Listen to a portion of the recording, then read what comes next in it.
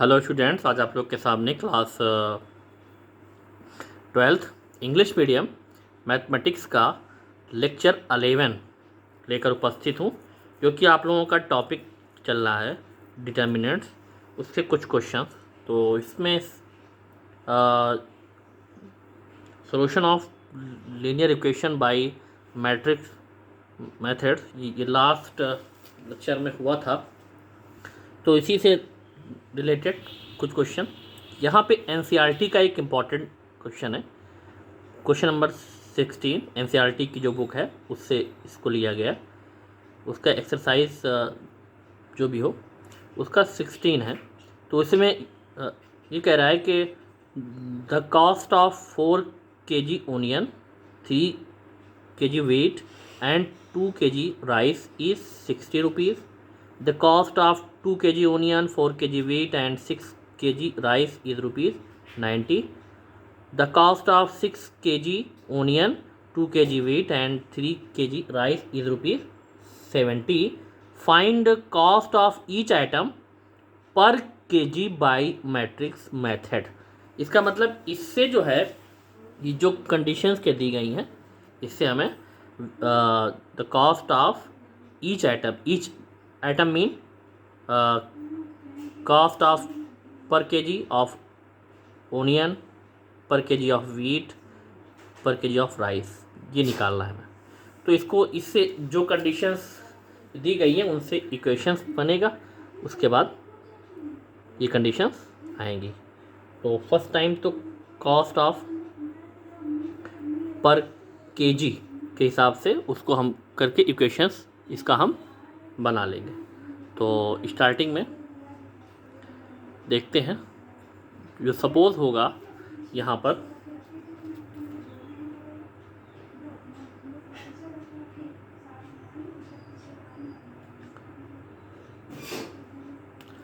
Late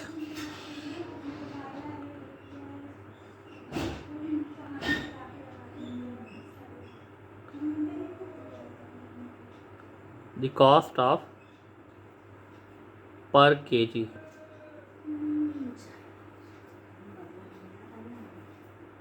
of onion, per kg of onion, wheat and rice are rupees X, Y rupees and Z rupees respectively.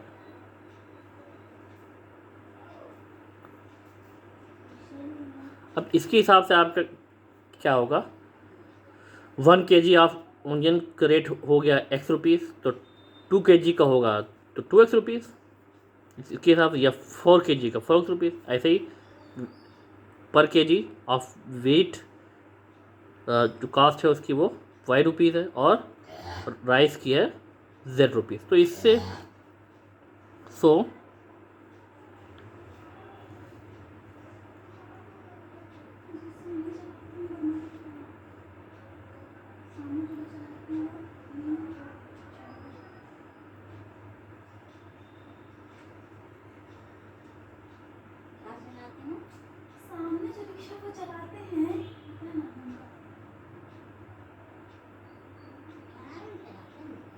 the system of equation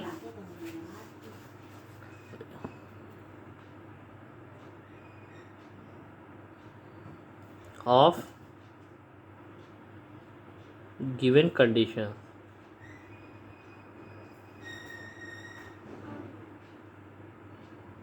तो इससे जो conditions ऊपर के दी गई हैं उससे जो इक्वेशन बनेगा, तो भाई इसमें जो फर्स्ट कंडीशन में ये कह रहा है the cost of 4 kg onion, 3 kg wheat, 2 kg rice. तो 4 kg का 4X, 3 kg वेट का 3Y और 2 kg राइस का 2Z, और टोटल इसका होगा 60K। ऐसी तीनों इक्वेशन इस टाइप से बन जाएंगे। तो फर्स्ट इक्वेशन जो आपका आएगा वो 4x प्लस 3y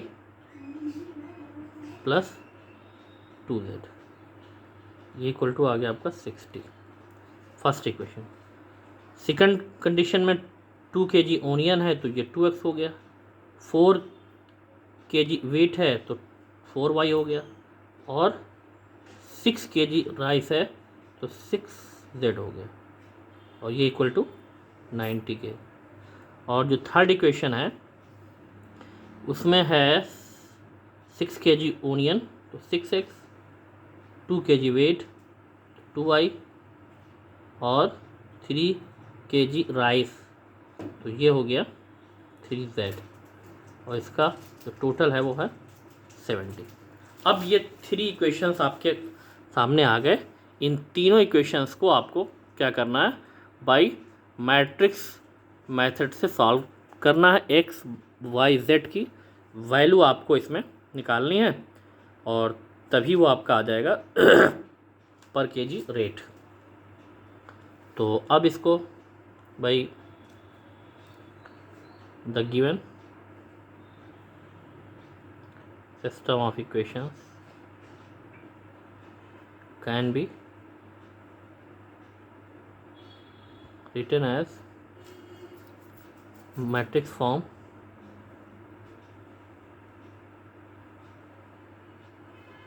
तो अगर इनको हम लिखेंगे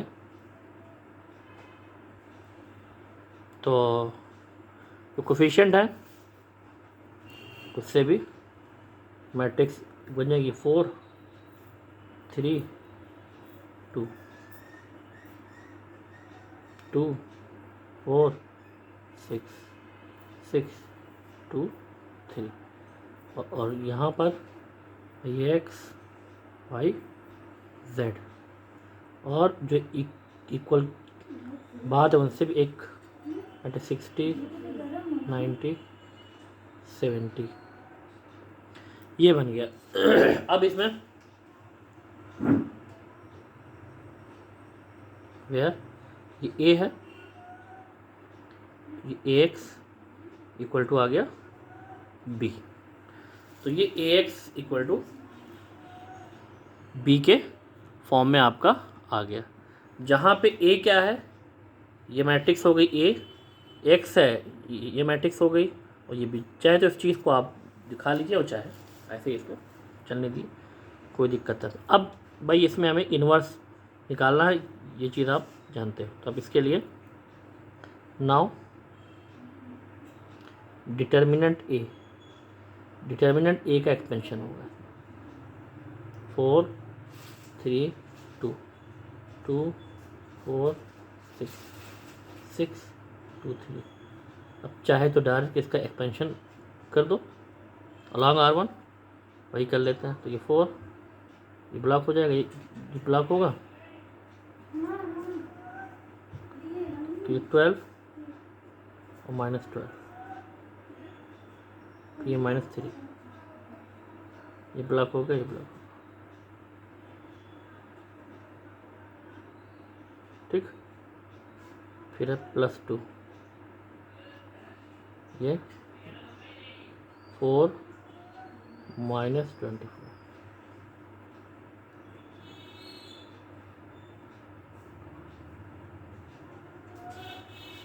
तो अब ये 0 हो जाएगा, और 0 इसमें ये 0 हो गया, ये -3 है तो यहाँ पे आ गया -30, तो +90 आ गया, और इसमें आ गया -20 और × 2 तो -40 आ गया।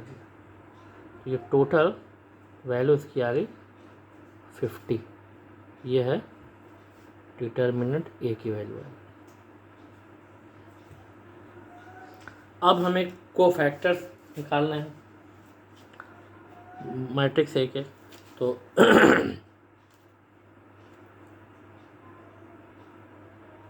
The cofactors of each elements of matrix A। तो भाई इसका अब अगर आपको निकालना है इसका, तो इसके लिए यहाँ पे डायरेक्ट हम तो A11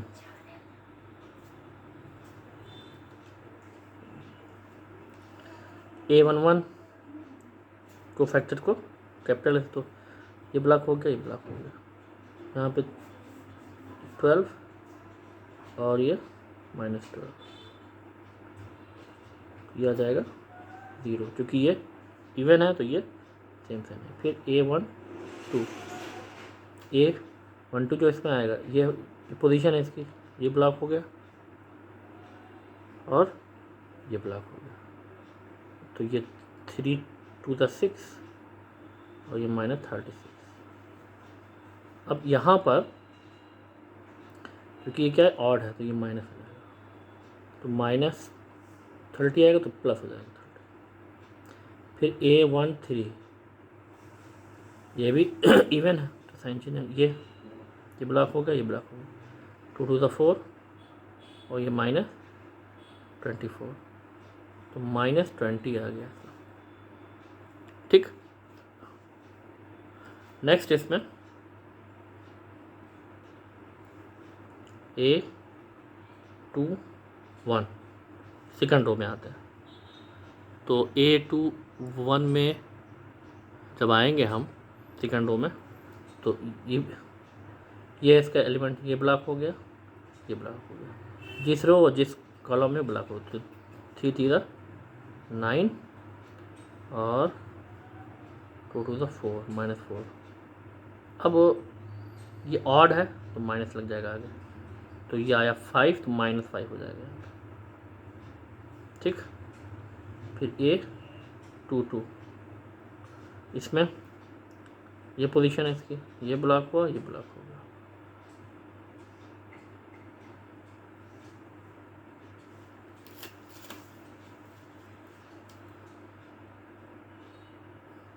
टू वन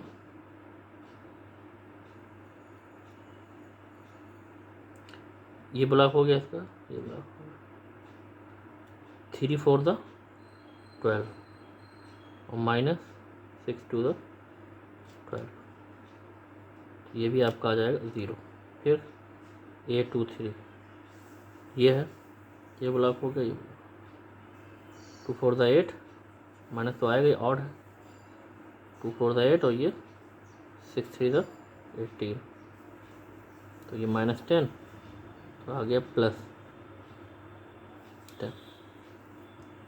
फिर A31 थर्ड रो में जब इसमें आएंगे तो भाई ये ब्लॉक हो, ये ब्लॉक हो गया, तो 18 और -8 10 आ गया। फिर ये A32 इसमें ये ब्लॉक हुआ, ये ब्लॉक माइनस तो आएगा ही, 24 और -4 तो -20 आ जाएगा। फिर A33 इवन है तो इसमें ये 4 4 the 16 और ये -3 to the 6, ये 10 आ गया। तो अभी तो ये क्या आया, सारे के सारे इसके कोफैक्टर्स आए। अब इन्हीं से हमें क्या बनानी है, मैट्रिक्स बनाए, उसके बाद एडजॉइंट निकाला। तो अब इसको फिर क्या लिखेंगे, द मैट्रिक्स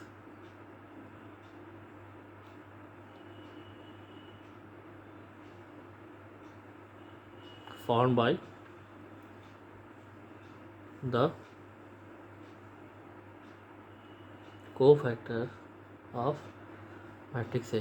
तो जो मैट्रिक्स आएगी उसको भी लिखते हैं यहाँ पे, 0 30 10 फर्स्ट रो में आ गया, सेकंड में आएगा -5 0 10, थर्ड में आपका आएगा 10 -20 और ये आ गया 10।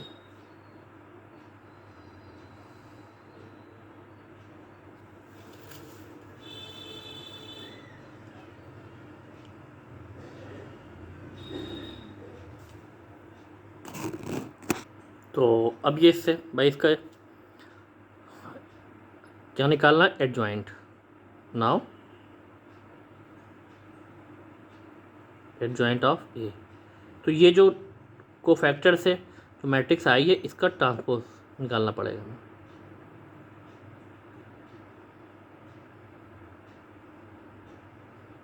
तो इसका हम ट्रांसपोज निकालना।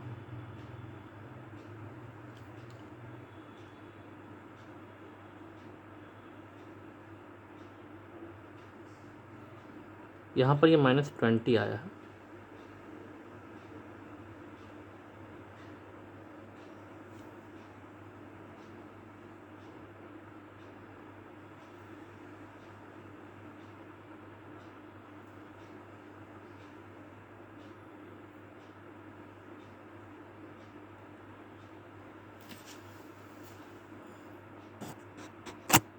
तो इसका ये ट्रांसपोज हो जाएगा। ठीक, तो ट्रांसपोज जब निकालेंगे इसका हम, तो ये आपका रो कॉलम में इंटरचेंज है।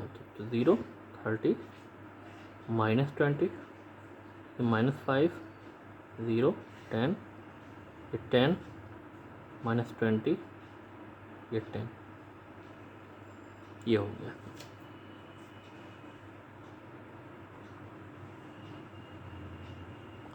अब जब ये इतना हो गया, अब यहाँ पे हमें क्या करना है भाई, इसका इन्वर्स निकालना। तो ए इन्वर्स इक्वल टू क्या होता है? 1 determinant A into adjoint A.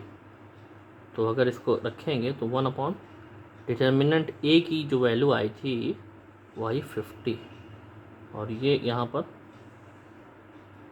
0 -5 10 30 0 -2 20 -20 10 ये 10 आ गया। ठीक, तो ये इस हिसाब से आ गया है। अब यहाँ पर भाई जब ये इन्वर्स भी आ गया तो अब आते हैं उसी कॉन्सेप्ट में, स्टार्टिंग में। Since a x equal to b, ये सपोज किया था हमने।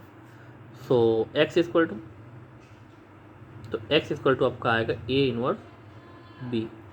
तो ए इन्वर्स को अगर हम रखेंगे तो 1 ये 50, और यहाँ पर जो कंडीशन है 0 -5 10, और ये 30 है, ये 0 है, ये -20, ये -20, ये 10 और ये 10, और इंटू बी, जो बी यहाँ पे है वो 60 90 और 70। अब ये तो भाई यहाँ तक जो कॉन्सेप्ट है इसको हम थोड़ा शॉर्ट भी कर सकते थे कि 5 चूँकि इसमें सब में कॉमन है उसको हम बाहर हम ले आते, तो ऐसा भी हो सकता था। तो ये आपके ऊपर है, चाहे वही रहने, तो चाहे हम अभी इसमें से 5 बाहर ले आएँ, थोड़ा कैलकुलेशन आसान हो जाएगा। तो 5 इन सब में कॉमन है, 5 बाहर ले लिया हमने। ठीक, तो ये 5 बाई कितना हो जाएगा 50 है। और चाहे तो इसमें से भी, बस सिर्फ इसलिए कि कैलकुलेशन आसान हो, बस और कुछ नहीं। आप चाहे तो इसका डायरेक्ट भी कर सकते हो मल्टीप्लाई, और इसमें से हम चूँकि 10 इसमें ईच में है कॉमन, तो 10 इसमें से भी यही निकाल लिया। ठीक, तो इसमें से जब आया 5 कॉमन, तो ये 0, ये -1, ये 5 2 10, ये 5 36 होता है, 5 चौक 20 -4 हो गया, ये -4, ये 2, ये 2, और इसमें से हुआ है कितना 10 हुआ है कॉमन, तो 6 हो जाएगा, ये आपका आ जाएगा 9 हो जाएगा, ये आ जाएगा 7। सिर्फ इसलिए कि कैलकुलेशन आसान हो, बस नहीं यहाँ पे डायरेक्ट भी आप कर सकते। अब ये भी 50 हो जाएगा, ये कट जाएगा, ये आ जाएगा 1। आप इसका मल्टीप्लाई कर लो। इन दोनों का क्या हो जाएगा, मल्टीप्लाई। तो इनका अब अगर मल्टीप्लाई होगा, इसका जो ऑर्डर है ये 3/3 का है और ये 3/1 का है। तो अब जो मैट्रिक्स आएगी उसका ऑर्डर होगा 3/1 का, मतलब उसमें जो एलिमेंट होंगे वो सिर्फ 3 होंगे। तो अब ये 0 6 0, फिर -1 × 9 -9, फिर 2 7 14, ये मिल गया। फिर 6 इसमें 36 + 0 हो गया और -4 7 28, फिर इसमें -24 और ये +18 और ये +14, इतना ये आ गया।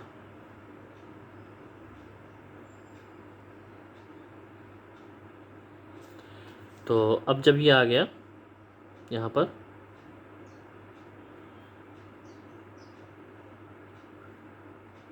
तो इसमें से ये लेस हो गया, ये आ गया 5। अब यहाँ से ये जब ये लेस होगा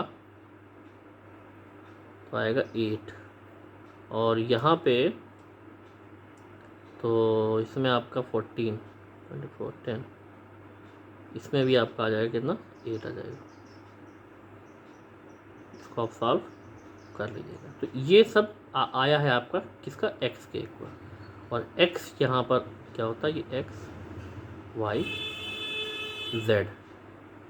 ठीक, अब जब ये दोनों कंपेयर होंगे तो x = ये है 5 आया है, मतलब 5 रुपीज़ पर kg। y = आ गया है 8 रुपीज़ पर kg, और z = भी आया है 8 रुपीज़ पर kg। ये आपका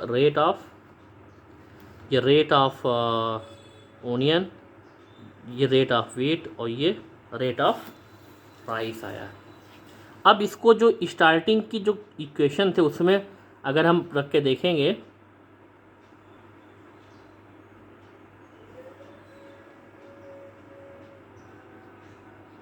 तो अगर उनको वो सेटिस्फाई कर रहा है तो इसका मतलब ये कंडीशन सही।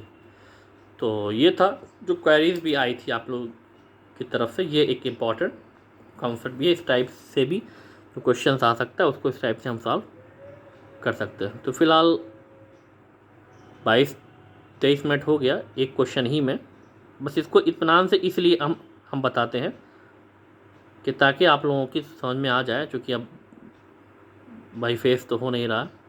तो आज के लिए इतना ही। Thanks for watching.